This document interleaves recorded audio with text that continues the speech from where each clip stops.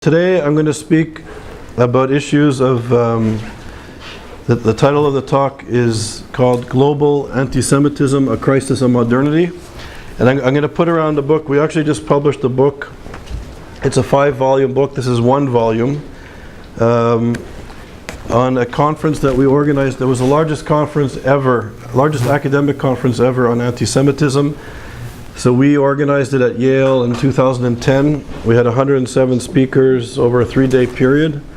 And we've produced 5 volumes, 5 books of about 70 articles. And this is one volume.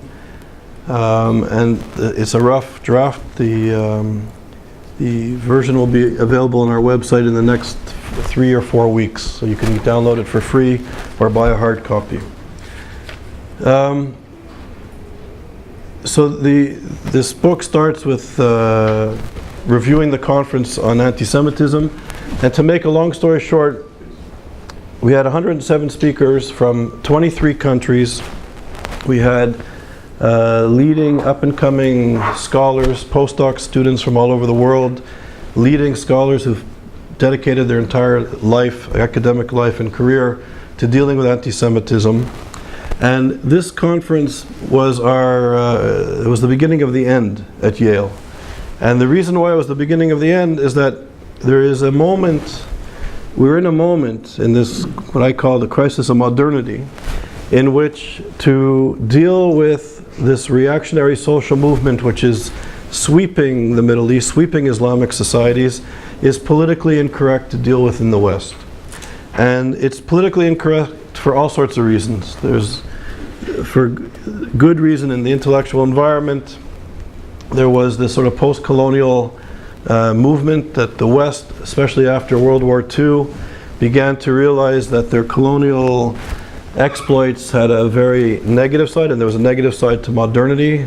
Elias talks about the civilizing process and how when we go to civilize the other, a tendency and perhaps the logical outcome of civilizing the other could result and has resulted in forms of genocide. So after World War II, after the excesses of nationalism, once Western scholars began to look at the history of slavery, of colonialism, and of genocide, places in the New World like Canada, the United States, the Americas, Australia, South Africa, places that were established on racist, colonial theology, philosophy, and tactics, Western intellectuals after World War II and after the Holocaust began to critically look at their history. So to criticize those who were once colonized, to criticize those who were once the object of our racist colonial bigotry is problematic, and it ought to be problematic, by the way. But what has happened in this post-colonial moment is our inability to criticize the other even when they deserve to be criticized. And a reactionary social movement like radical political Islam, I'm not speaking about Muslims and I'm not speaking about Islam, but radical political Islam, is a reactionary social movement that is diametrically opposed to what everybody in this room believes in. If you believe that in citizenship, the rights of women, the rights of gay people, the rights of minorities ought to be enshrined, that everybody ought to be equal under one legal system and have strong notions of citizenship. If you're opposed to racist notions like Jews are the descendants of apes and pigs or should be exterminated, then there's a problem. And the academy, what happened at Yale, there is a limitation for political reasons, for funding reasons, for oil-related reasons, for geostrategic reasons, not to allow this problem to become an issue. It gets in the way. And I dare say what's happened in the last several days with the Obama administration and other administrations trying to expedite a treaty with the Iranian revolutionary regime, a regime which clearly, not once in a while, but its raison d'etre is to rid the Jews of this region, of the Middle East. It's not 1967 boundaries or 1973 boundaries or 1948 boundaries. It's to eradicate the Jewish people, the descendants of apes and pigs. Subhuman, non-humans have to be eradicated from the garment of Islam. And Western leaders are willing to set aside inconveniences in trade, inconveniences in the price of oil, inconvenience in banking and other ways to make profits at the expense of not just Jews, not only Jews, but Baha'is, other religious minorities, women, gay people, moderate people, people who care about democracy. That is almost irrelevant in the eyes of too many Western governments and Western intellectuals. So what we ran into as a research center is very much, I would argue, symbolic of the times that we live in. How to critique a reactionary social movement when our own intellectual world, the world of postmodernity, Edward Said, Michel Foucault, which speaks about postmodernism and relativism. How do we in the West stand up for human rights, stand up for notions of what is right and what is wrong, what is just and what is unjust, when our own philosophical framework is become replaced by a relativist model?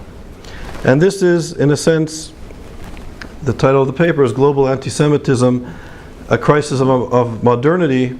I think tries to capture the crisis of not only of capitalism and of capital, but the crisis of modernity. And the crisis is, are we capable of standing up and defending modernity? So the bad side of modernity was the colonial project, was racism, genocide, even the Holocaust. This is the dark side of modernity. But the positive side, the enlightened side, the side of light, democratic principles, citizenship, there's a positive element to modernity. And are we able, in a sense, to understand and protect these very important notions in which we are dependent upon and we don't inherit? So the conference and the work of our institute really comes at this moment, and I think we had 600 people at the event. It was a major event, and this was the beginning of the end. The Muslim Brotherhood, Iranian interests, Saudi interests sort of descended upon Yale, and to make a long story short, we were eventually closed down. ISGAP is now, the Torah says one door closes, other doors open. So we're running programs at McGill, Fordham, Stanford, Harvard University. We started at Columbia University. We're opening in Miami. And in the end of November, we're opening at Sapienza University. We're creating an institute in Rome. So sometimes when one door closes, others open. So there is a growing interest in this issue and trying to understand the contemporary context of global anti-Semitism. So it's not uncommon for scholars of anti-Semitism, especially those who are engaged in the study of its contemporary manifestations, to be labeled as right-wing, neoconservative, or Islamophobic. Likewise, despite their obvious and sometimes extraordinary credentials, their scholarship is also unfairly criticized or condemned as being advocacy. Such accusations are often made by those who engage in advocacy themselves and actually constitute a form of anti-Semitism. Others simply embrace the gatekeeper role in the academy, which Robin Cohn describes as an attempt to maintain the status quo on behalf of institutional interests.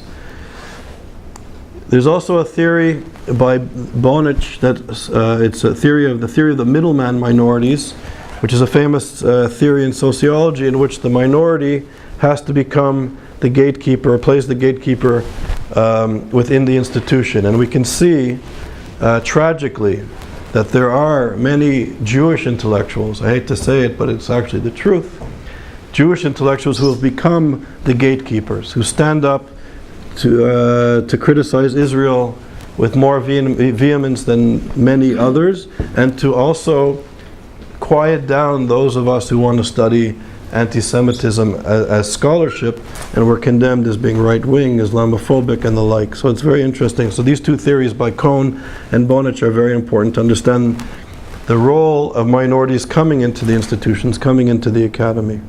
And I think a fantastic example of this, which is reminiscent of the McCarthy era, we have an example of Nathan Glazer, who was a very important sociologist, social thinker of the time, who worked on behalf of the McCarthy, Joe McCarthy, and he took it upon himself to spy on and report to the committee on the Jewish community of scholars and political activists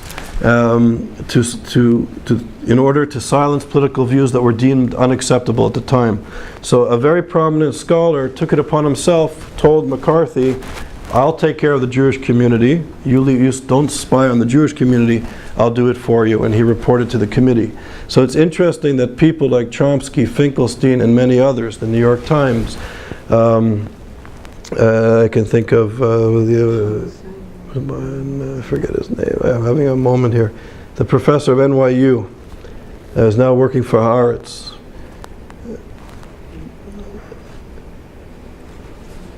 Fischler, no, he's Obama's buddy, young guy, South African born. Peter Beinart. People like this who, there's an irrationality that people who claim to be liberal and progressive are actually defending Islamists. So the academic activities, in particular those that examine state-sponsored anti-Semitism, Iran, the Muslim Brotherhood, and other sensitive issues, are denounced as advocacy by those with an interest in promoting U.S. administration's general policy of engagement with Islamic states, which I wrote this 3 years ago, this part of the introduction, and imagine 3 years ago, can you imagine if we were, over 100,000 dead Syrians, 3 million refugees, Libya in flames, Egypt is a disaster, and Western governments in bed with Islamists, courting Islamists, and still to this day. And in a sense, in this environment, I call in this article that there has to be serious research and analysis of who's funding institutions, who's funding universities, who's funding the media, and why is there silence on this issue? The fact that Al Jazeera, which is now reaching more than 50 million Americans, was sold to this group for tens of millions, hundreds of millions of dollars by Gore. How do we accept this outlet of hatred, of inspiring genocidal anti-Semitism, homophobia, and sexism, and there's not much of an opposition to this? Who's benefiting from this, etc.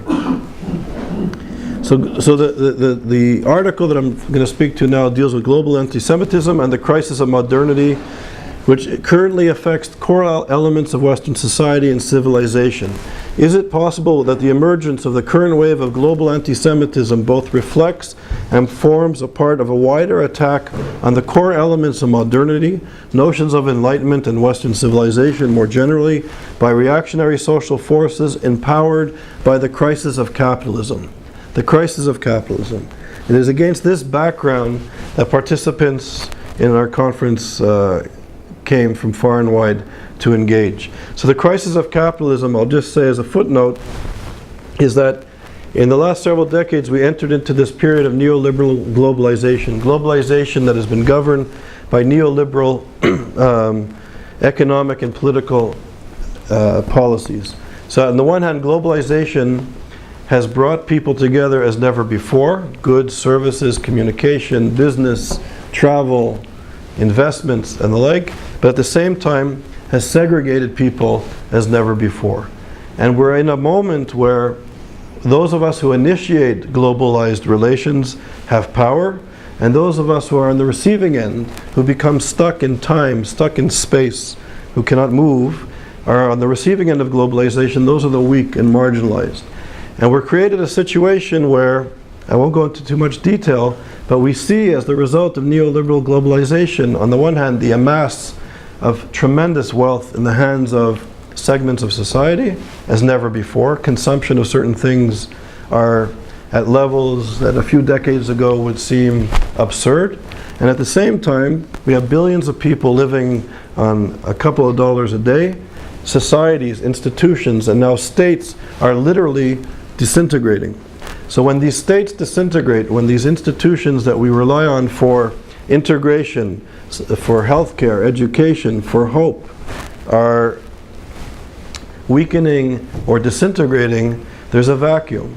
And the vacuum that is being filled in many of the Islamic states, for example, is this radical reactionary movement that fills the gap through the mosque, providing good services, healthcare, education, and the like, when the state, the modern state, which promised democracy, which promised progress, which promised a better future, is basically deemed impotent, and there's no future. People are frustrated, it's corrupt and crumbling, and the alternative is this reactionary social movement. And at one level, I would argue this, to me, is reminiscent of the interwar period after World War I, where huge swaths of the population were living in societies that the state was disintegrating, the economy disintegrated, governance disintegrated, and this reactionary social movement with easy answers mobilized people for all sorts of reasons. I won't go into the complex, obviously, history. You can do a course on just this, but I'm going to sum it up in 3 sentences. But it's in these conditions that we learned that reactionary social movements emerge. After World War II, with international law, the United Nations, safeguards on the economy, we've seemed to forget this moment and these lessons. And now I would argue that we've repeated it on a global scale, where there are many marginalized, hungry, angry, disenfranchised people who are afraid, and there's a social movement, a radical social movement, with easy to understand answers and senses of real empowerment on the rise.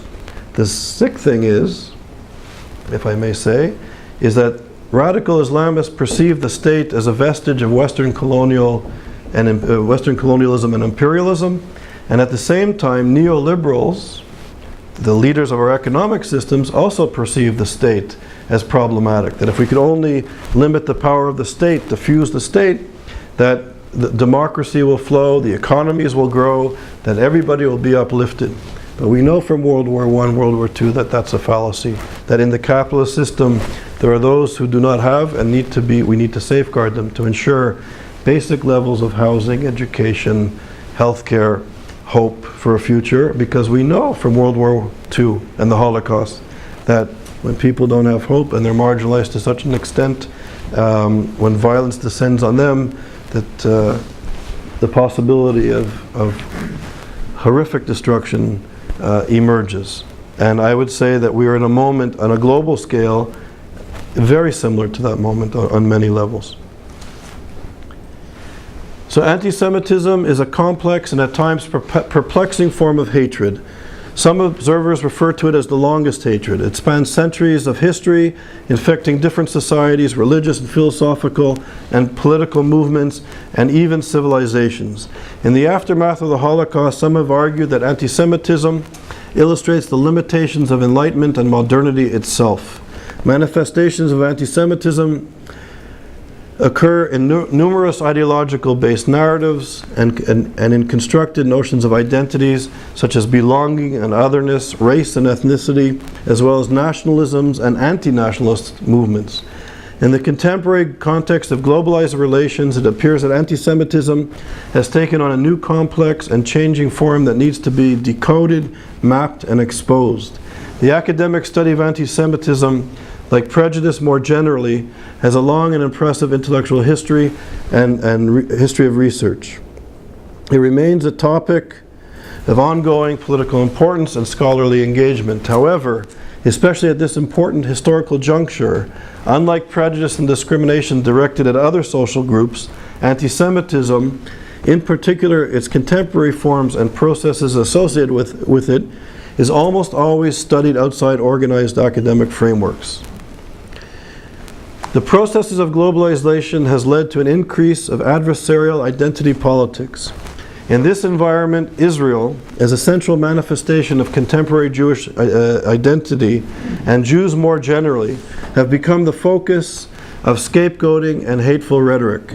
At a more structural and socio-historical level, old ideologies and tendencies of anti-Semitism have re-emerged and are being fused with anti-Zionism or Israel bashing in what many cases might be more appropriately described as Israel bashing. The old theological and racist forms of European anti-Semitism are being combined with anti-Jewish and anti-Israel pronouncements emanating from the Muslim world, which is located mainly but not exclusively in and around the Middle East.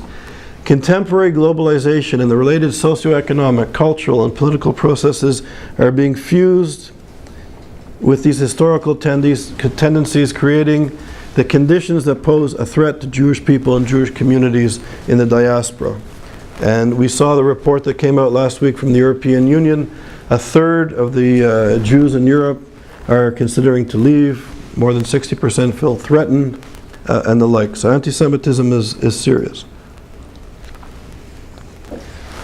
In addition, new structural realities within the realm of international relations and the emergence of anti-Israel propensities appear to pose a threat to Israel and the Jewish people in a manner not seen since the end of World War II.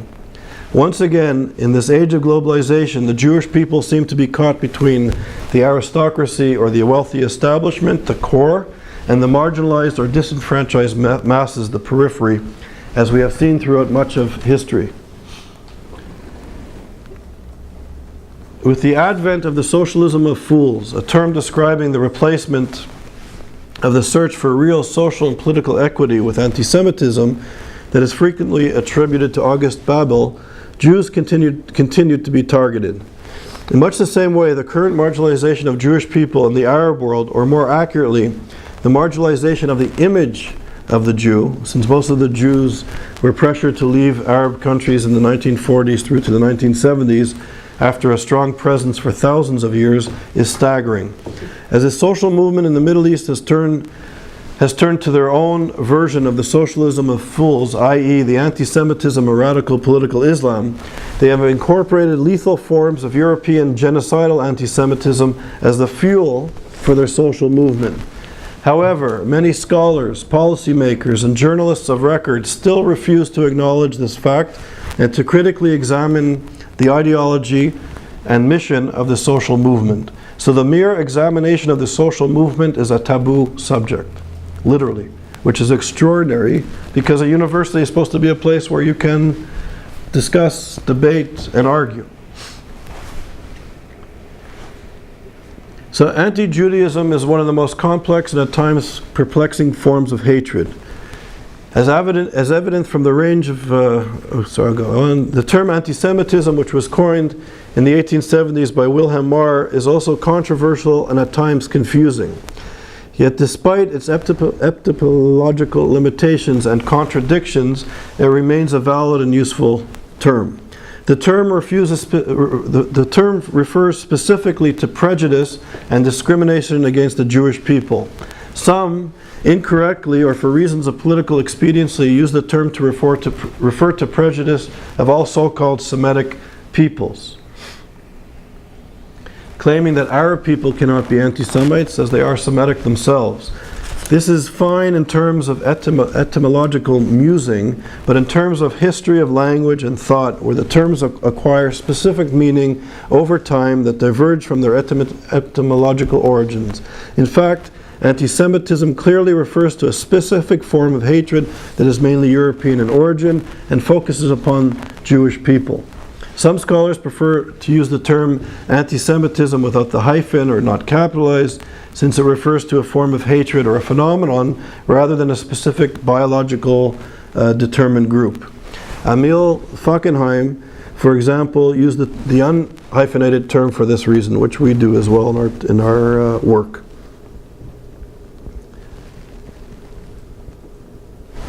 Some scholars have examined the complexities of anti-Semitism, claim that it takes several forms, including social, economic, political, and cultural, as well as religious. René Koenig, for example, contends that these different forms of anti-Semitism demonstrate that the origins of anti-Semitism can be rooted in different historical periods and places. When religion, in particular Christianity, represented the dominant way to perceive reality, the Jews were regarded as followers of the wrong religion. It was also believed that the refusal to accept the Christian Messiah disqualified them from any form of redemption, and even that Jewish stubbornness hindered world redemption. Finally, it is hardly necessary to recall that Jews were accused of deicide. When the dominant manner in which Europeans perceived reality was based on nation-states or biological notions of race and ethnicity, the Jews were constructed as belonging to another inferior race or a dangerous race. According to the Nazis and others who subscribed to this racist belief, for example, they perceived Jews as polluting the Aryan race, and they needed to be removed completely in order to save the purity of the race and the nation. So there's something inherently genocidal in anti-Semitism, in that redemption of the world through religion, a redemption of the race or the nation is contingent not just on the Jewish on the Jew, right, but on the elimination or conversion of the Jew. So if the Jew doesn't convert, or the Jew is not taken out of the race or the race or the nation fails, or the Christians can't receive redemption, or the world can't be redeemed. So there's something different, I would argue, in anti-Semitism, very dangerously different in anti-Semitism, in that it's inherently genocidal, because the Jews need to be changed or removed. And that's, I think, different than other forms of hatreds. At the present, some argue for religious reasons that that self-determinations of the Jew, of the non-Muslim other, on so-called Islamic land is a sin and should not be tolerated. Others in the West see Jewish stubbornness as the cause of radical Islam and jihadism, which, amazingly, is a form of not only anti-Semitism but stupidity. And we see many of the realists with the Obama administration in the last 5 years literally believing that if it wasn't for the stubbornness of the Jews, of the Israelis, of the territories, of the boundaries, that jihadism and radical Islam would dissipate. So no responsibility for neoliberal policies, no responsibility for the catastrophe of the economy, no responsibility for the fact that the vast majority of Egyptians are illiterate and live on $1 a day. No responsibility. If only the Jews would change, all of this would go away and nirvana will emerge. This is anti-Semitism, plain and simple.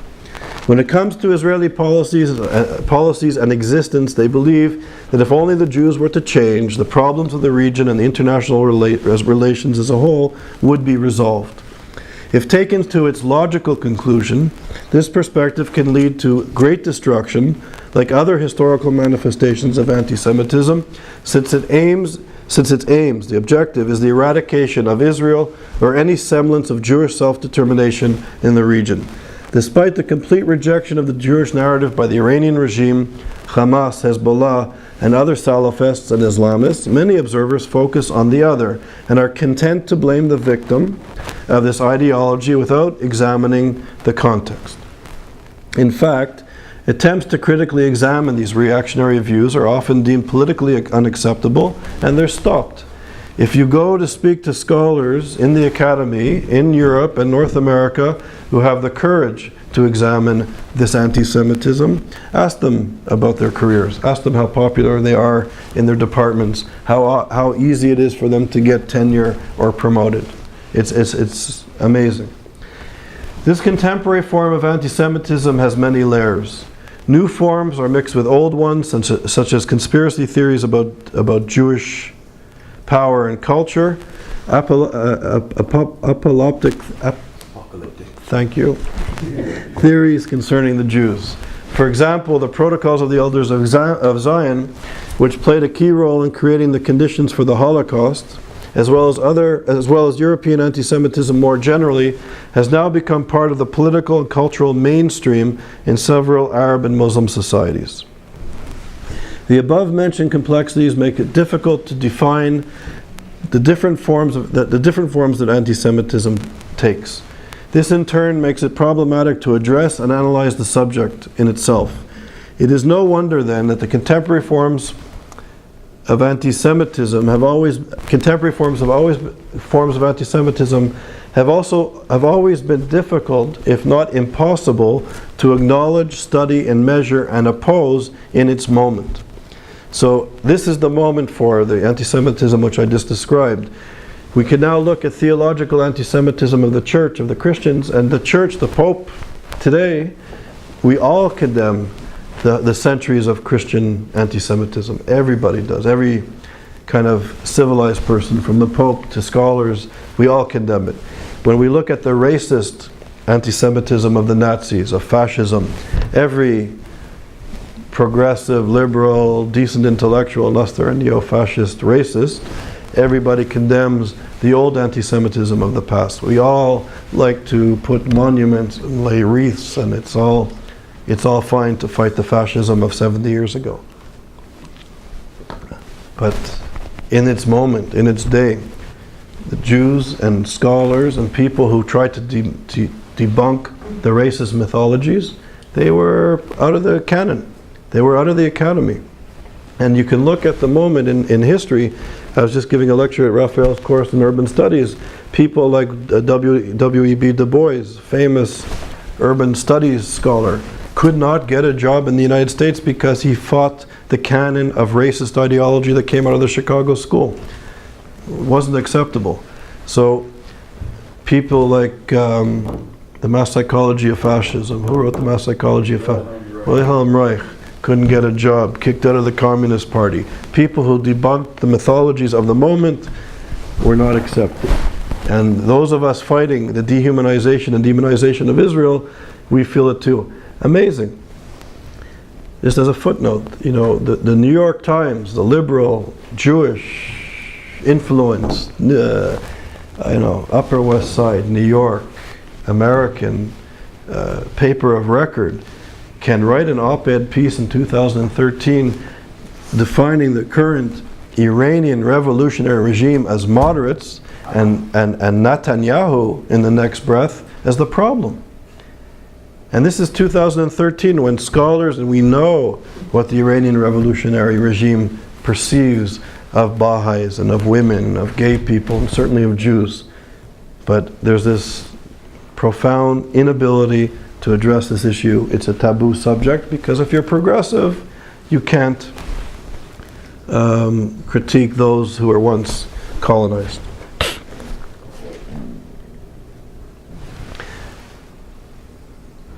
The context of the contemporary global anti-Semitism looks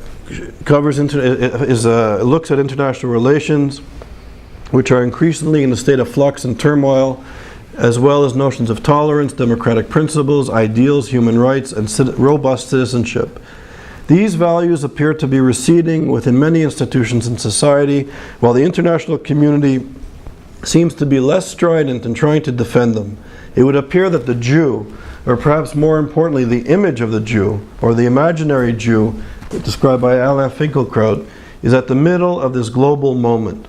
Both historically and today, anti-Semitism is a social disease that begins with Jews, but it never ends with Jews, making the Jewish people perhaps the proverbial canary in the coal mine. And as Ruth Weiss says in this book, that not only are the Jews the canary in the coal mine, but we are the kindlewood. We're the wood that will set up everything and set up the entire society aflame. That in other words, anti-Semitism isn't just about the Jews. Anti-Semitism is about human rights and democratic principles. This disease of hatred and of genocidal hatred will start with Jews, but when we see other groups, moderates, institutions being attacked, we understand the importance of dealing with anti-Semitism not as a parochial Jewish interest, but as a basic human rights interest. This deadly strain of hatred often turns against other groups, such as women, gay, moderate Muslims, and other sectors of the population who are perceived as not being ideologically pure, as well as against the key democratic notions such as citizenship, equality before the law, and pluralism. Anti-Semitism consequently is a universal human rights issue that must be important to all. Certain members of the academic community, especially those who claim to espouse progressive and or postmodernist views often perceive the study of anti-Semitism as an inherent attempt to undermine any criticism of the State of Israel and accuse those engaged in the study as being political advocates rather than pursuers of real scholarship or truth. In fact, in this postmodern age, this is a fairly common view in the academy and in intellectual circles. And as a footnote, I come from and many of my colleagues come from sort of a critical, progressive school of scholarship. I was schooled in the United Kingdom at Oxford and the University of London by critical theorists. I have a history of being engaged in human rights. I was a leader in the anti-apartheid movement, fighting racism in Canada, fighting for the First Nations. So I come from this progressive human rights background, and I apply my study and my perspective and my human rights background in trying to understand this reactionary social movement. And yet the chutzpah to even look at this movement would bring upon me and my colleagues all sorts of accusations. In fact, in this postmodern age, this is a fairly common occurrence. It is therefore important to embark on a systematic critique of the intellectual and political impact of this philosophical movement, not only with regard to the safety and security of the Jewish people and their right to self-determination, but also with regard to the integrity of the Enlightenment project and the Enlightenment project and perceptions of modernity. The contemporary canon, this sort of postmodern moment, includes a critique of the traditional Western canon, for example by Michel Foucault and Edward Said. This has also helped, this work has helped to demonize Jewish culture and historical narratives in relation to Israel and beyond. This perspective is now an integral component of many good university curriculums throughout much of the West. Foucault, for example, who's perceived as this progressive philosopher, the bringer of progressive notions like hybridity and narrative and on and on and on, this so-called intellectual, and I say so-called, welcomed the Iranian revolutionary regime of 1979 as a triumph of the spiritual values over the profanity of Western capitalist materialism. So here is somebody supporting the most pernicious, sexist, homophobic, anti-democratic, and anti-Semitic movement known to us since the Holocaust, since fascism. All right, but this is the sacred cow of the universities at this moment. And to critique this, people look at you like you must have fallen off somewhere on your head. He perceived the Islamist revolution as a critique of Western culture and a protest against the political rationality of modernity. This sympathetic view of the Islamist revolution has been ignored, but it undoubtedly influenced the subsequent philosophical discourse and scholarship of Foucault and others. Edward Said, who was in Paris in 1979, fondly recalled spending time with Foucault and noted that they both hoped that the Iranian Revolution would develop into what the French Revolution was to Kant 200 years earlier. Despite its violence, they hoped that the revolution would be a crucial step towards progressive emancipation for the people of Iran and the oppressed peoples of other nations. Their critique of modernity and Western colonial power, combined with a lack of an ethical alternative, prevented these early postmodernists from criticizing the excesses of the Iranian Revolution and its failure to recognize the other as an equal and respected member of society. The works of Foucault and Said have thus helped to lay the foundation for the failure of many contemporary intellectuals to condemn the rise of Islamism as a social movement, especially in relation to its lack of acceptance of basic notions of otherness, of respecting the other, within Islamic society, a cornerstone or foundation of democratic principles, and its vitriolical prejudice against the Jewish people and Israel. This intellectual development should also be considered in the context of global politics and the prevailing environment in many academic institutions where the need for funding, unfortunately, appears to have a growing impact on the curriculum. So, for the blindness of our leaders, of people like Obama and others who came of age in the moment of Edward Said, who came in age in the cafeterias and playgrounds of Harvard and Yale and Columbia University, the fact that he and his colleagues and others in the Western world cannot react to this genocidal regime, and I choose my words carefully, to a regime that is persecuting religious minorities, to a regime that forcibly makes gay men engage in sex change operations. They hang gay people publicly from cranes. They subjugate women, all against our democratic principles that we so happily uphold in the comfort of our comfortable institutions here, that we in the West turn a blind eye to these crimes, to these intellectual, ideological, and political crimes. It's our grounding in this philosophical moment that is causing the West's inability to react to this reactionary movement. Furthermore, Edward Said, who, for those of you who don't know, is a very important leading figure in the academy, Said's attempt to undermine the legitimacy of Jewish self-determination in Israel and the Jewish historical narrative in the diaspora needs to be critically examined with regard to its role in the reemergence of anti-Semitism among intellectuals and within the academy. Such a critique of the critique, so the critique of colonialism, important, put forth by some of these postmodernists, but we need to critique the critique, is especially urgent at this time, as there seems to be little possibility to address anti-Semitism forcefully within the academy or to express outrage and concern regarding the recent successes of radical Islam despite its reactionary agenda and worldview. Rather, these ideological and philosophical foundations enable leading and respected scholars such as Judith Butler to argue, and Peter Beinart and others to argue, that Hamas and Hezbollah ought to be perceived as part of the progressive global left. Imagine. Feminist and progressive thinkers think that manifestations of a reactionary, genocidal movement ought to be perceived as part of the progressive left by people on the progressive left is absurd. It also encourages observers, including scholars of anti-Semitism, to blame Israel for anti-Semitism throughout the world. So you have scholars of anti-Semitism now writing papers that it's Israel and Zionists who are causing anti-Semitism. And these are the scholars that are starting to get serious funding.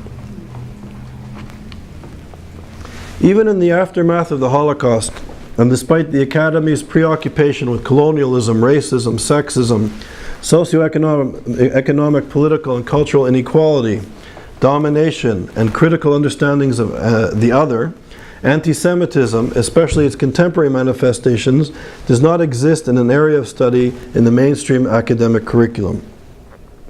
Unlike other forms of discrimination, anti-Semitism is not an issue of significant concern. These developments have had an effect of placing attempts to defend the Jews and their legitimate connection to Israel or Jerusalem outside the realm of what is acceptable and proper. This is most troubling given the legacy of anti-Semitism in the academy and in Western civilization more generally, which is yet to be understood and addressed in the same way other forms of discrimination and hatred have. The contemporary perception in some quarters of the Zionist movement as an unfashionable, intellectually defunct, and morally bankrupt remnant of Western colonial racist culture, a perception that pays no attention to the contemporary narrative of Jewish aspirations or Jewish people's millennial spanning history in the region, is therefore a recipe for disaster. At the very least, it creates an uncritical blind spot for the role anti-Semitism plays in the contemporary Middle East. To engage in the study of anti-Semitism is somehow perceived as supportive of the Zionist narrative, while the real threat of anti-Semitism, which poses to society, is left to the side. I think I'm going to leave it there. I speak in the paper about globalization, which I've already touched upon. And I go into the more details of what modernity means, and how this is a crisis, how the crisis of capital, the crisis of capitalism globally is now affecting the crisis of modernity. That we are, on the one hand, people who are marginalized and out of the global economic, social, and cultural system. People in the Middle East, for example, all the Arab countries together have the same gross national product as Spain, one poor European society. All the Arab societies together have the same gross national product, levels of literacy, poverty. There's a catastrophe happening economically, socially, and culturally. And this is not only an economic catastrophe.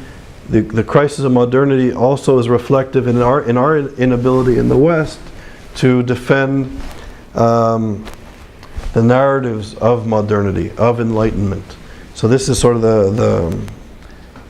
in this globalized moment, this is the crisis of modernity.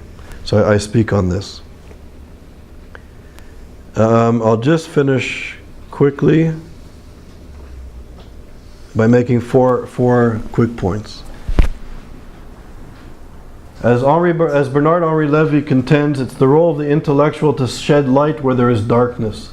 It is the study of anti-Semitism and the struggle to develop social policies that will promote human dignity and respect for all that is once again an urgent calling for scholars. Within this mind, it is important to considering the following 3 points. The failure to recognize anti-Semitism studies as a valid academic discipline contributes to the ongoing mood of apologetic lethargy concerning this long-lasting form of prejudice.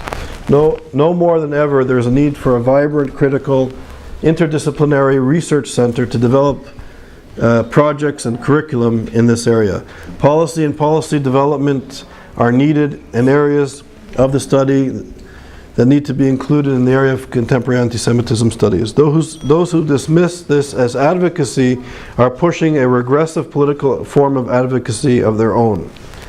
The failure of the Academy to assert its independence from funding sources and government influence in the study of human rights and efforts to combat hatred is a failure worthy of research in and of itself, as it goes to the heart of the free debate and democratic principles and practices.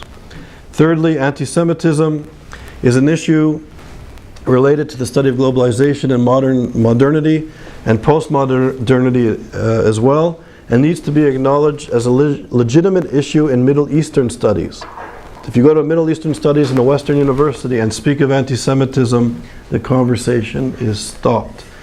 The study of contemporary anti-Semitism from an interdisciplinary perspective is crucial for scholarship, policy, and the protection of human rights and dignity and democratic principles, especially in a moment of silence. As Ruth Weiss has summarized in this book, Jews in democratic societies are not merely the proverbial canaries in the coal mine. They function rather as the kindling used to set the system aflame. Why stop at the Jews? In other words, the study of anti-Semitism is not a parochial matter, but a complex and explosive phenomenon that is bound up with matters of human rights and the protection of human dignity, democratic principles, and citizenship. So I will end it there, and happy to take questions and comments. Anti-Semitism, but we are really different. There are so many definitions of a Jew, Israeli, Zionist, and Ashkenazi, Sephardi. So you put us all in one. I will give you a new definition of a Jew. It just came out. It's called the non-Jew Jewish. The Israeli, or Trotsky, or Karl Marx. So we are not really one entity. We are different entities, and anti-Semitism you put us all in one. So that's the first comment I have. The second comment I have is I disagree 100% that we are in the same stage that we were 19th or 20th century. I completely disagree because the political structures that we have in place right now called democracy came all 200 years ago.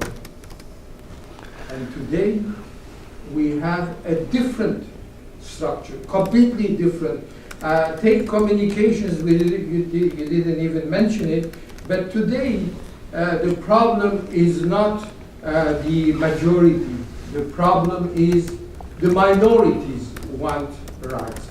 So those are the initial comments I have, that really we cannot solve all the problems with the political structure of the 18th century nation state. That's really the shocking thing, according to Alvin Toffler, but many others also discuss that you really can, including United Nations, including the democratic institutions that we have, they are not able to solve. Take Canada, they have a Senate, 200 years back they established it, and to today they have a problem. So how can you resolve new problems or old problems with institutions that do not respond to it? That's my question. So thank you. So they're good questions. So I would say the first one, so of course there's differences between Jews. There's Ashkenazi, Sephardic, Mizrahi, Ethiopian, now they're finding groups in different parts of Asia. There's all sorts of different Jewish traditions and cultural influences, different schools of thought. It's a rich, dynamic, amazing group and civilization. Incredible.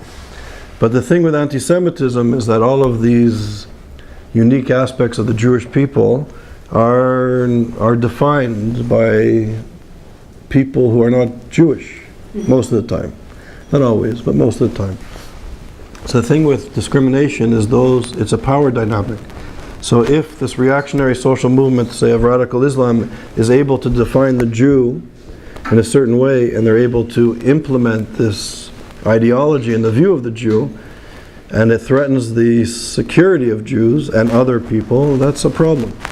So, yeah, of course, if you go to Montreal, there's different yeshivas, different ways of perceiving the text. It's beautiful. There's other people who celebrate their Judaism through Zionism or through, I don't know what, bagels.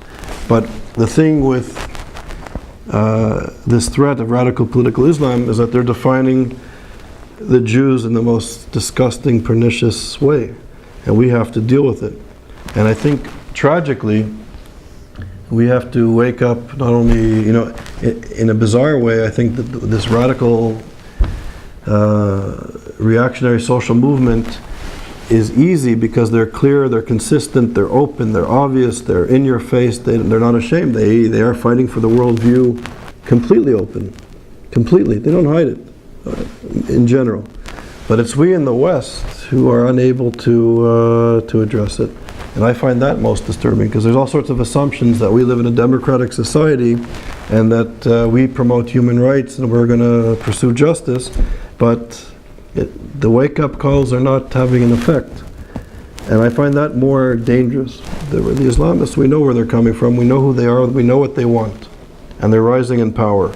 The fact that people who are apparently concerned about progressive politics and human rights and institutions which are supposed to reflect it are silent, this to me is our greatest challenge. And I think, you're right, institutions are not responding to the problems, and in part because globalization is weakening the institutions that we depended upon. We have the internet that is not monitored. The United States of America, because of its First Amendment, is becoming the space where domains are locating and spewing hatred all over the world. And it's a serious issue. Okay, gentleman in the back.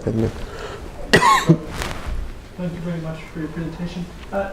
My question is, how can we reconcile Iran, which on one hand is incredibly anti-Semitic, with on the other hand is one of the largest, one of the places where there's the largest Jewish community inside the Muslim world? No. So how do we reconcile that? Yeah. So it's complex, it's complicated. So there's about 25,000 Jews left in Iran. It's an interest. Some don't have the capacity to leave. Some have moved their families out, but say the men stay and do business and they commute. It's not a great place to be, but they're there. And there have been other instances where Jews have stayed in places that are difficult and dangerous, and why they stay. Home is home, and it's complicated. But I don't think that the fact that there's 25,000 Jews there living in relative safety for now diminishes the fact that this is a regime and an ideology that is very clear on its perceptions of Jews. And there's also, if you go deeper into radical Islamic thought, Jews who accept their role as basically dhimmi or second-class citizens are kosher, more or less. More or less. Because in Shiite Islam you have 17th century fatwas, or Talmudic rulings, that, so Jews are considered impure, right? So there's a whole religious ruling. So if Jews are impure and it's raining outside and Jews are stuck in the rain, you know all this stuff, right? But those laws are pre-Islamic. No, it's 17th century. They're Shiite Islamic. The rabbis got together and had some Talmudic discussions, and they had religious rulings. For example, since Jews are impure, if it's raining and a Jewish person's clothes get wet and the water starts to go from their garments onto the pavement in Persia, in 17th century and 18th century Persia, what do? So the fatwa is you dig up the pavement and you dispose of it because the pavement has become impure. To this day, the 25,000 Jews that this young man was saying cannot drink from the same water fountains because they're not pure today. And it's been like that for centuries. So you have a fusion of a certain strand of Shiite Islam and its perception of the Jew fused with European construction. So if the Jew accepts that fate as being impure and perhaps the descendants of apes and pigs, and they know their place and they clean sewers and they don't want to occupy certain professions, and they maintain their status in that society, in that structure, then it's okay. They're fine. They're welcome people of the book. But once a Jew has the audacity to have self-determination or claim to be equal citizens under the law, or assert any form of self-determination anywhere on Islamic land, that ideology and that movement, which is anti-Islamic, needs to be eradicated. So if a Jew wants to be equal, has the audacity to even think this is where the problems come in for this form, and this is a form of Shiite Islam. It's not Shiite Islam, but it's alive and very much well, as we can see in certain parts of the Middle East. And it's this which, if you believe in democracy, if you believe that everybody should be equal under the law and everybody should have a strong notion of citizenship, this is what you fight.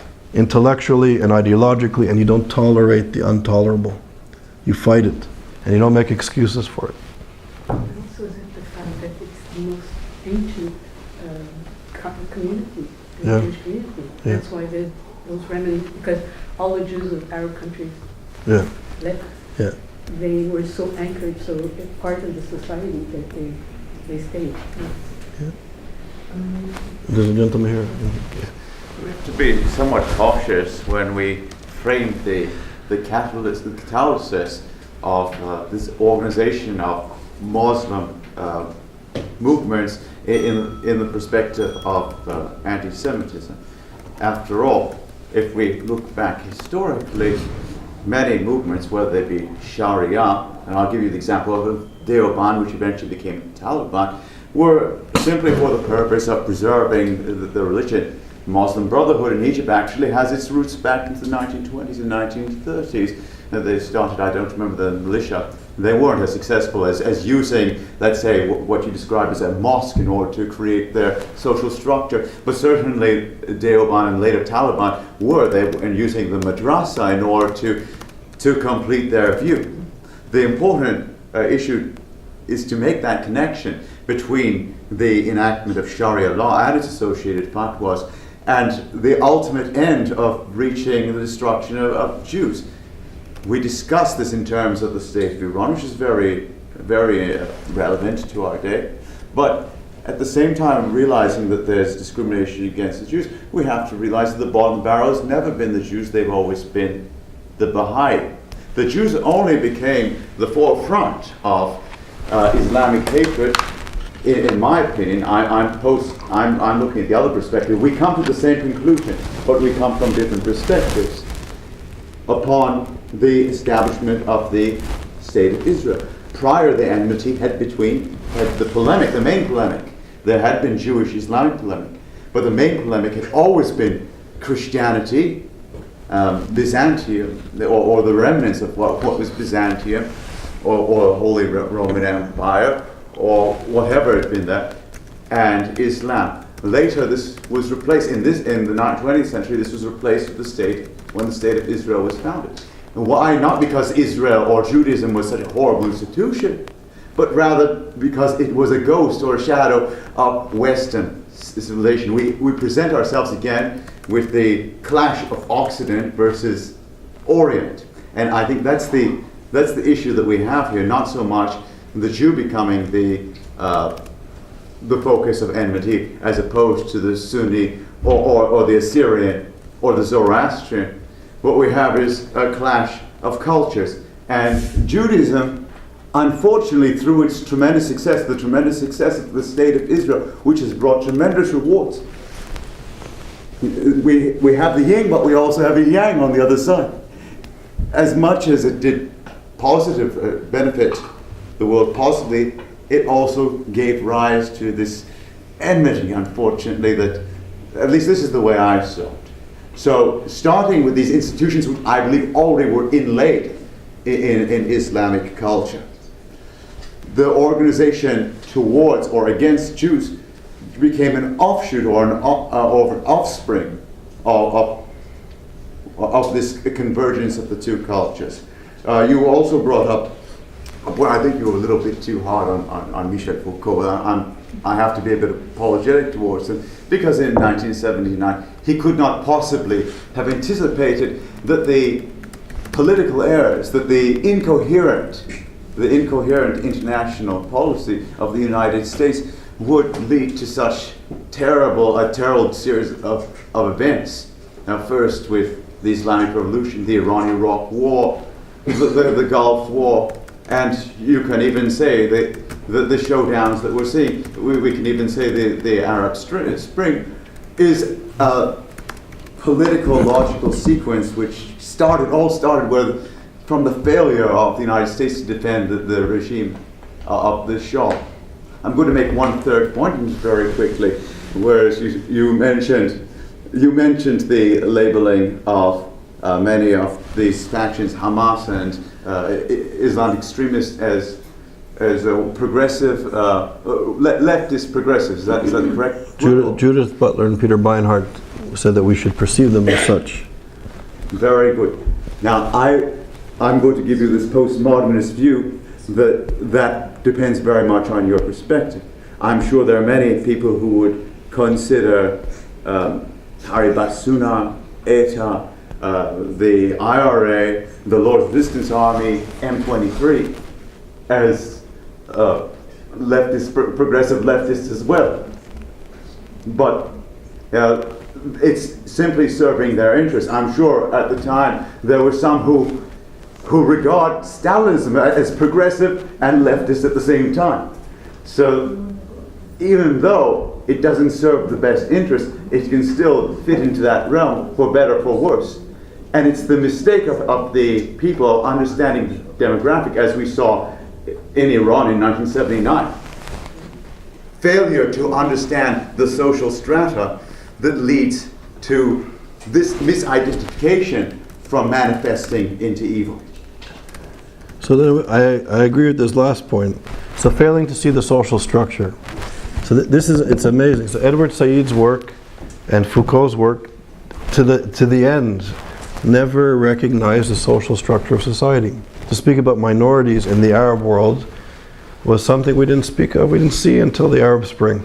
It was a block, and Edward Said's work sees in Orientalism, or in Orientalism, sees the Middle East or Arab culture as this block. It's only with the disintegration of the state or the Arab uprising, whatever has been taking place, that we're starting to talk about minority rights and other issues in the Middle East. So that's interesting. So we agree there. And that's the failure of their work. Michel Foucault and Edward Said are in Paris in the late 70s. Ayatollah Khomeini is in Paris in the late 70s. He was writing extraordinarily clear text about the Jews. And if these two gentlemen were promoting or supportive of this regime, they had to go down the street and read the stuff that was coming out of these guys. It was clear. The moderate Rouhani was translated. Yeah, he was there too. He was in Paris at the time too. The moderate. So I think it's incumbent upon scholars. We all make mistakes for sure. But if you're promoting a revolution and the leaders of the revolution are living down the road from you, I think it's incumbent to say, what's going on here? Might have also seen this as a transitional step. After all, we had French with Robespierre. We had maybe that's how they saw it, and that's also part of the mistake. Perhaps, yeah. It's certainly a mistake. Which, as scholars, we need to, maybe not throw the baby out with the bathwater, but to understand and to critique. And we, largely don't. If you start engaging in a critique of Foucault and Edward Said, then you are in a box before you speak. So that we have to do away with the categorization and have a discussion, explore the ideas. Okay. Sorry, you and then you. Yeah. Oh, go ahead. Yeah. I have a friend who's a retired professor, and she's not Jewish, and she complains bitterly about the inability of students to discriminate, to think for themselves. With the rise of relativity of everything, everything is acceptable. And what she has done is to create a website, and she goes out and interviews people and tries to promote thinking clearly about these issues through her website. So my question is, and my comment is, how do we bring this to the world, and how do the leaders arise who can address these issues? So it's a good question. I wish I had the answer. I don't. There's groups of us trying. We're trying to create centers and create courses and curriculum and get people to come and to study and to listen and to debate. I was saying in the seminar, at Raphaël's seminar last week, when I was a student at Oxford, I had two supervisors. One was this renowned Marxist intellectual thinker, David Harvey, and the other one was sort of this liberal, positivist, conservative scholar named Carrie Peach.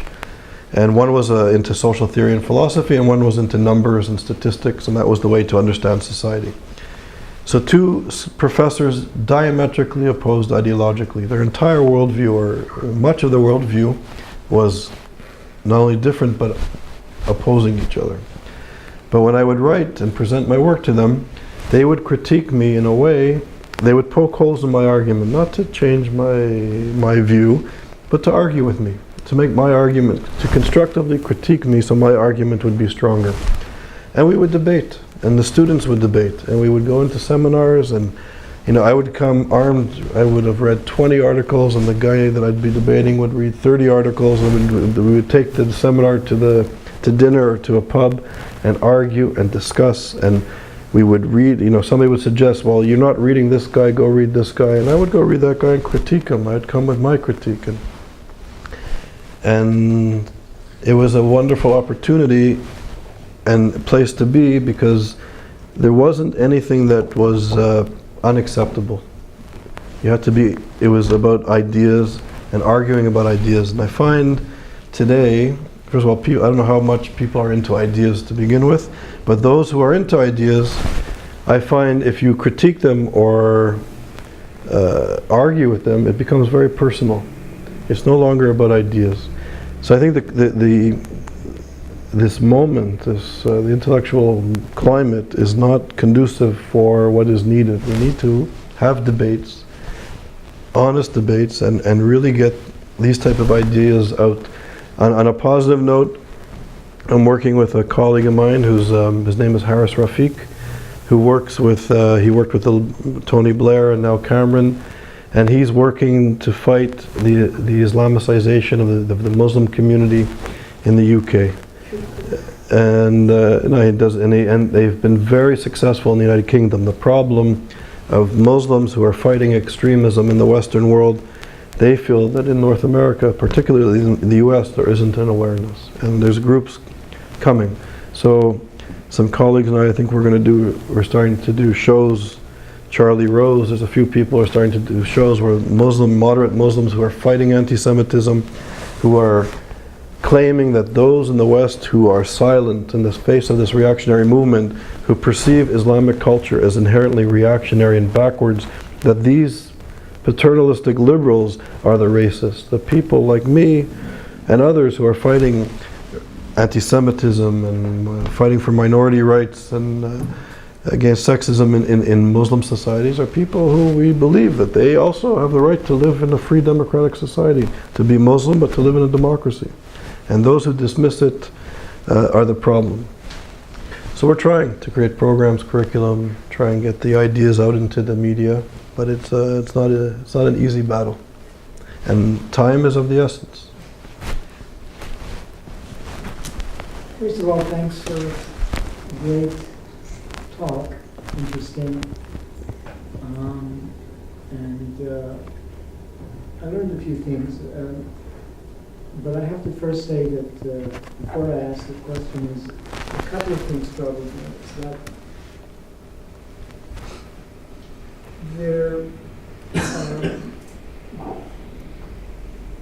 why is it necessary to sort of rely on the intellectual categories of, say, 70 years ago, for example, progressive, reactionary? I mean, you mentioned that you have a background in progressive causes, human rights. Of course, you're well aware that this impresses none of the people of your colleagues who call themselves progressives nowadays, because there's a strong strain of anti-Semitism in many progressive schools of thought, even from the beginning. I mean, you mentioned Yale. Did Paul de Man teach at Yale? Yep. Okay, so, and even Marx, of course. Paul de Man was this important German philosopher. It turns out he never had a PhD and was basically a Nazi sympathizer, who was the darling of Yale up until the 80s, I think. Yeah. Yes. So, I mean, it's even from the beginning, people, progressives, used to have this thing about Lenin and about Marx, and it turns out that even from the beginning, these people were intellectually dishonest. My parents have also a leftist background, but you know, why is it necessary to keep with these kind of, perhaps Israel and we Jews believe that these categories, that perhaps we supersede these categories. I mean, is there any intellectual way to say this in the academy? I don't know. It's why do we have? I mean, it seems like a prison. That's all. I mean, it seems a prison in that many people, for example, want to deny the Jews the right of self-determination. They'll invent all kinds of rationales that the Jews are. There was a book, The Jews Are an Invented People. You mentioned intellectuals. The editor of the Nouvel Observateur in Paris is a Jew, but he says he's come out and said that Israel is an embarrassment to the Jewish people. J Street is also not helpful. Yeah. Yeah, so, I mean, in many ways it reminds me of these, the internecine battles that intellectuals had in the 20s. I mean, I don't know why we have to rely on those categories anymore.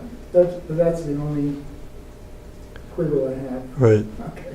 Yes, and in a way I don't disagree with you. I think you're right. But at the same time, having said that, and I mean it, I'm not, I think to have credibility in the academy, it's like, okay, so you say you're progressive, well, look at my work and look at my work on human rights and in politics and in writing and what does it mean to be liberal and progressive? You use these terms, they use these terms, but what does it mean? If you're really progressive and you really believe in human rights and equality, what are you doing? So for whatever it's worth, I use it for street cred in a way, because I've been there and I've done it at a level where a lot of these characters never even bothered, and they speak in the name of something that they're just hypocrites. So I agree with you, but I use it to make a point, I guess. So Bria, and then I have one comment and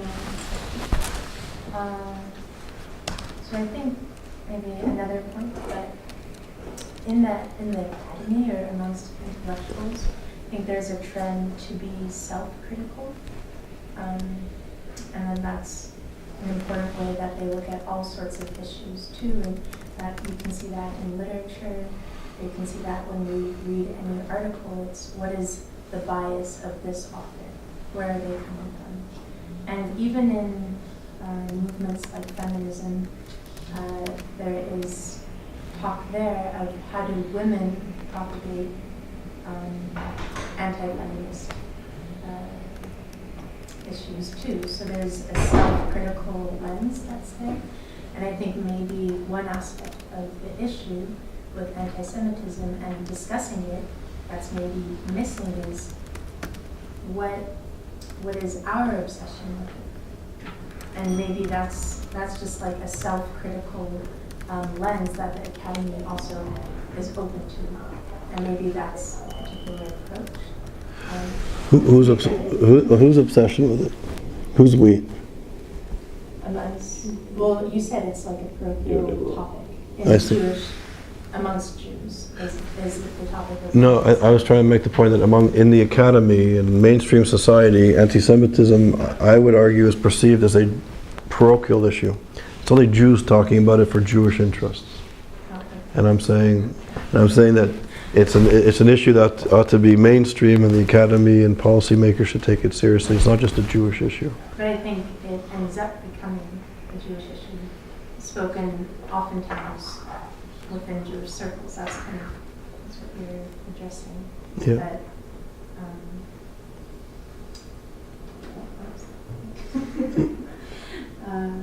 Yeah, it was just like maybe that's also where Foucault is coming from, and a lot of those other scholars, in saying let's look at ourselves, let's look at the West and blame ourselves, and maybe that's also a trend of individualism too. Like we have our own issues, and not let's look at what's going on in the Middle East and point fingers, but maybe it's like they have their problems, we have our problems. Maybe right. That's just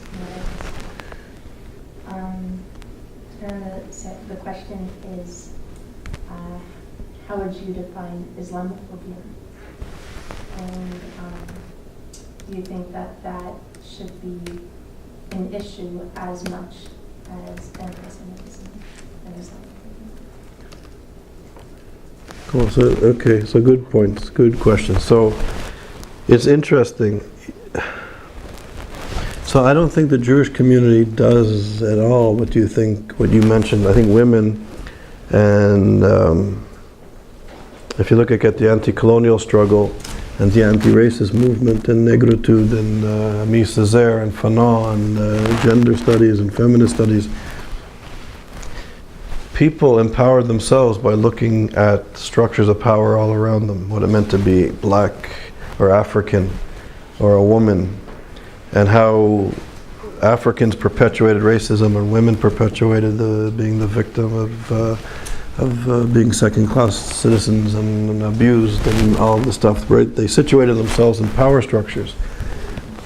It doesn't happen in the Jewish community. You know, we don't speak about anti-Semitism like that, and I think that would be actually a very powerful point. I was with a group of people a couple of weeks ago talking about Iran, for example, and I started speaking about how it's in the interest of oil companies and banks to get rid of sanctions in Iran.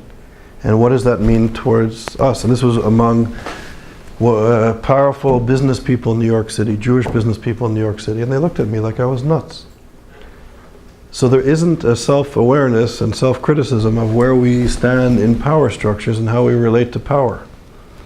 Like the feminist movement and the anti-colonial, anti-racist movement did in different parts of the world. And I think we ought to do some of that soul searching. But then, you know, the stereotypes and the tropes of anti-Semitism and the accusation of Jewish power and Jewish this and Jewish that and conspiracies around it, I think also handcuffs us to even look at this issue. You know, is it good that people think we're powerful? Do we really want to look into the mirror and see how maybe not powerful we are? It's a very complicated thing. So, but yeah, I think we should situate ourselves critically within structures of power domestically and internationally, like other movements did, and we haven't at all. I don't even know if there's literature on it. I refer to Robin Cohn and Bonich in terms of middlemen, but really looking at economic structures and linguistic structures, and we don't do it much. So I think your point is well taken. But I think, and it's good to be self-critical, to situate ourselves in notions of positionality and authenticity and all this postmodern stuff. It's wonderful, and we should do it. At the same time, you know, Iran is building a nuclear weapon, and the West is basically, I have to say, aiding and abetting. It's become so obvious now. They're aiding and abetting. And what do we do as Jews? You know, how come we're not on the streets?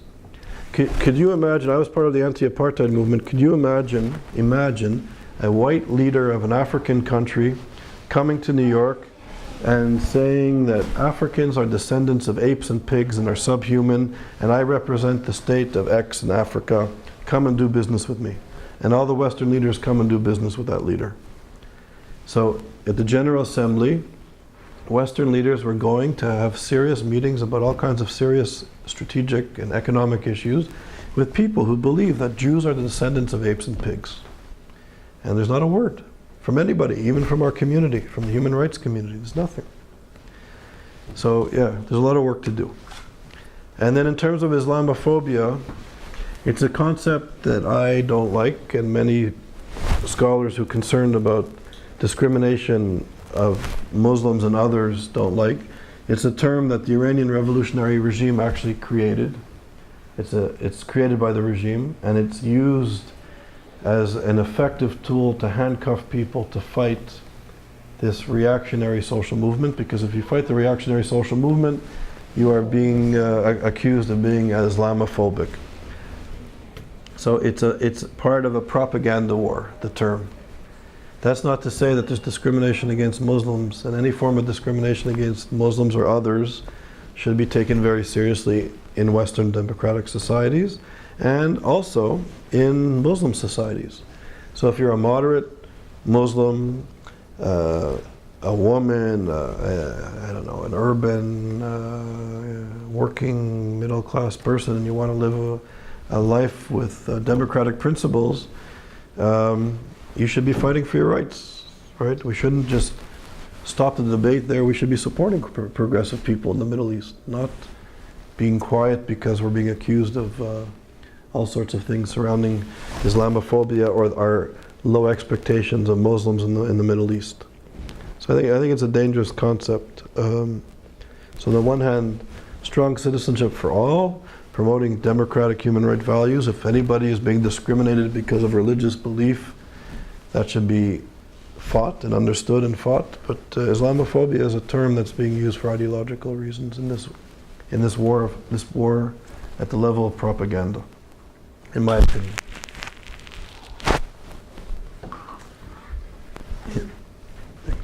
I admire what you're doing because this is a time to inform people. I think people are not informed enough. When you look at the school system, kids don't even have history classes. They don't situate themselves in the world as such.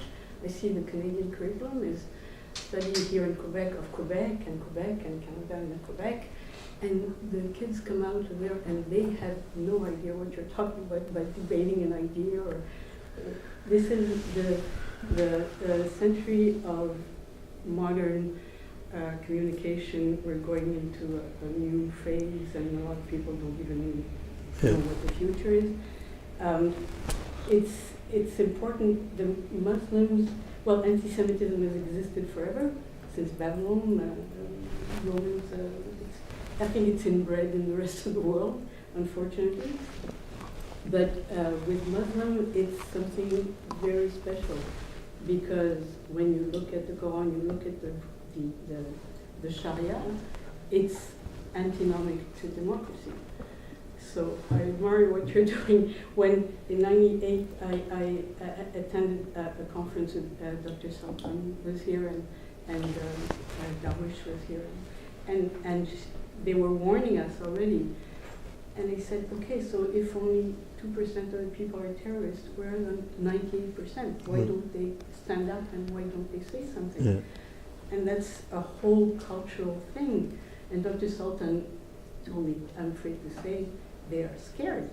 So this is where we have to work to kind of, I don't know, is it our responsibility to give them the strength to get up and say something, to live, to survive, it seems to me, it's like and today, propaganda is so important, as it was during the world, the Second World War, as we saw.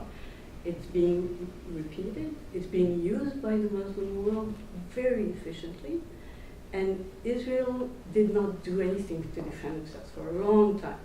Now they're starting to come up with some YouTubes here and there and explaining. We have to explain the facts. We have to give history courses to the world, tell them how things came about.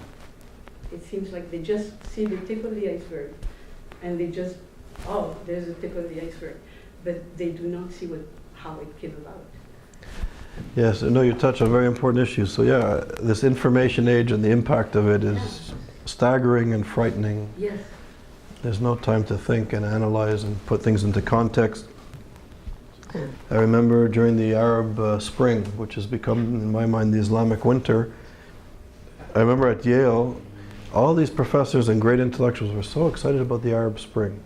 And the media, if you remember, was very exciting images of demonstration and fireworks, and it was exciting. Everybody ran home every night to watch what was happening. But what was the context? What did people want? So everybody was screaming Allah Akbar, and I told my Yale professor friends, I read René Descartes and Hegel and Marx, and they don't refer to Allah Akbar. What does it mean? What do they want? Right? What's the context? Who did a social survey? Who analyzed what these people were fighting for? There was nothing. But the images and the information was very beautiful and sexy and exciting, and it was wonderful. But what's the context? We have to analyze to be analytical is not just information, it's to go deeper. I'm not an intellectual, and I lived in an Arab country, and I saw it right away. And I warned everybody around, but they were, no, they're going. Which country? Morocco. Morocco. So I saw this since I was young, and I saw the independence, and we couldn't get out in the streets. But that's the amazing thing, that Western intellectuals do not need to read Arabic, they don't need to know Islam, they don't need to know the context, they don't need to do surveys, they don't need to know the economic structures.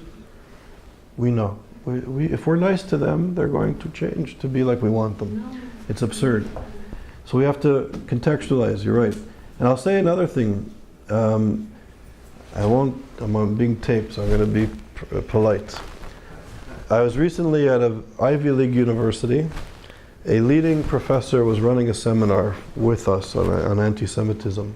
And one of my colleagues, who's also a professor at an Ivy League university, went up to the professor afterwards and said, "Thank you so much. You're so brave for doing the seminar on ISGAP." And these are two highly esteemed professors. They're out of a generation older than me, and I was taught by my parents who are here to be respectful of the elderly and to have a little bit of culture. You have to nod after. You can only disagree after the seminar. So I turned to them and I said, like, "What the hell are you doing? What do you mean?" So one professor said to the other, "You were very brave for doing the seminar for ISGAP, because talking about anti-Semitism in the academy, you have to be brave." And this is a university where there's issues with, put it this way, Edward Said was a professor there. So if you'll know the university, some of you. And I turned to these two professors and I said, "You're brave, you're tenured professors in this Ivy League university. Your careers are made, you're done, and you think you're brave? What about professors and scholars and intellectuals in Damascus, in Gaza, in Rabat, wherever it is, who are fighting for democracy? We are silent, and we have the capacity to not be silent." Yes. And a tenured professor in Ivy League University is brave for bringing another professor to talk to 30 people. Please. So we need to look. The Soviet Jewry movement was created by students and housewives, and it's time for students and housewives to start, because Yeah, I think that's where the revolution is going to come from. Yes. I hope. Mr. Fischler. Uh-oh, here it comes. We're basically seeing the Muslim world being torn apart by the schism between Shia and Sunni, of which they are slaughtering each other now almost throughout wherever they live. And one side is a heretic, the other side's a heretic, and it's horrendous. Hundreds of thousands are dead. So if they cannot accept the other, and it goes back to Hussein the martyr and everything else, aren't you being a bit of an apologist if we look at what Christopher Hitchens called Islamic fascism? What, am I being a bit of a what?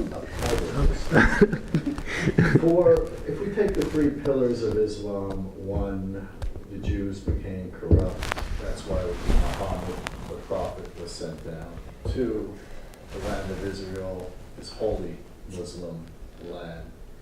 Three, the Hadith of the commentaries, as you've gone on and on, talks of us as being the descendants of apes and pigs. There's no room for dialogue. There's no room for students and housewives. There's perhaps room for what Rabbi Kahana said, is that you smash anti-Semites and you don't apologize for them like you seem to be doing. And you're sounding like Beinhart or the liberal New York Times. There's no common ground, as Lou Reed, the blessed memory, would say in his Kurt Waldheim song. I mean, you call these people for what they are. What did you mean by that? So I agree with you and I disagree with you. So I agree that people who reject the other or see the other as subhuman, it's integral to their holiness. Hold on, I'm going to respond, sir. So people who have that ideology, be it radical Islamists, I won't say Muslims, but radical Islamists or apartheid supporters or slavery supporters, yeah, you fight them and you smash them. You fight them intellectually and ideologically, and if need be, economically and even militarily. I have no problem with that. You're 100% right. If they start imposing their will on the other, you fight. Where we differ, and I think there's a big difference, is that there are within Islamic traditions and among Muslims today who are intellectuals, who are leaders, who are religious thinkers, politicians, journalists, members of the corporate world, members of the intellectual classes, decent human beings. There are traditions in Islam of accepting the other. For example, the 6 Muslims that I'm trying to put on the Charlie Rose show, they are not, they don't deny their Islamic faith. They're practicing Muslims that celebrate their Islamic faith. And within their interpretations of Islam, they completely and fully recognize not only the state of Israel, but the right of Jews to self-determination in the homeland that is mentioned in the Quran. So these are Muslims who are being smashed and driven out of their institutions and homelands, who draw upon traditions that are very accepting and respectful of the other. And these are the people that are, I have to say, we have to support and work with, because they're genuinely, in their understanding of their faith, completely. I've grilled them, hung out with them, argued with them, discussed with them. They're completely able to accept the other as Muslims. These are the people we have to work with and empower. Not to go to Cairo like Obama did and empowered the Islamists. And the people in the West are empowering, we are empowering the reactionary Islamists. And these are the people, these are the good people who are being smashed. And they're being driven out of their homes because of Western support, Obama support of reactionary thuggery. So we have to work with moderate people, and I think they're still there. And unlike you, I won't condemn Islam, I'll condemn radical political Islam, and that's where I draw the line. One thing I think we have to mention, that Iran didn't change at all its speech. No? At all. And I've been following it. And all of a sudden, there is this way of approaching, and I really don't understand. And as you mentioned, that's an economical issue. But it's really an economical issue in a world that has so other economical issues to resolve. This is one question. I have 2 other questions straight to the point. Is it true that in the UK they raised in the curriculum the study of the Holocaust? Not true. It's a lie circulating on the internet. Yes, I want to ask you. And the second, do you think that the Pope, what he's doing now, is contributing in a way to diminish the anti-Semitism or not? Yeah. Is that something new? Is that new phenomenon? Yeah. So I think that this will be the last question because it's getting late, but I'll respond. So I'm not an expert on Vatican politics or on Christianity, Catholicism, but I have to say that some of the statements that this current Pope is making is astounding. It's amazing. That I would never have imagined the Pope to say the things that he's been saying. That, Christ was Jewish, and if you're anti-Semitic, you're anti-Catholic. It's powerful stuff. And in addition, we're opening a center in Rome at the end of the month. And I have a colleague who's starting ISGAP in Italy, and he kept saying, come here, come here, come here. Anyway, it took me about 2 years to take him seriously, and I went. And he took me on a tour. I met the Minister of Education, I met one of the representatives in the Vatican, the heads of universities, presidents of universities. It was amazing. Head of the Supreme Court. He took me on this tour. And wherever I went, from the Vatican to the Supreme Court to the Ministry of Education, they said the problems of Israel and the problems of the Jews are our problems. And everything is open in Rome. So I have a colleague who's amazing, but it's not just his amazing work. I think the Italians see themselves at the forefront or on the border of the Islamic world, and they're worried, and the French Anglo world in Europe is oblivious to what's going on, and they get it, and it's conservative and liberal people in Italian society. So I don't know if it's because of the Pope, I don't know, but the atmosphere in Italy is amazing. Yeah, thanks. Okay, so thank you very much. So thank you. And so on December the 4th, we have Professor Mansour, who's a professor of political science, Muslim, dealing with anti-Semitism from a Muslim perspective, which Mr. Fischler will introduce him.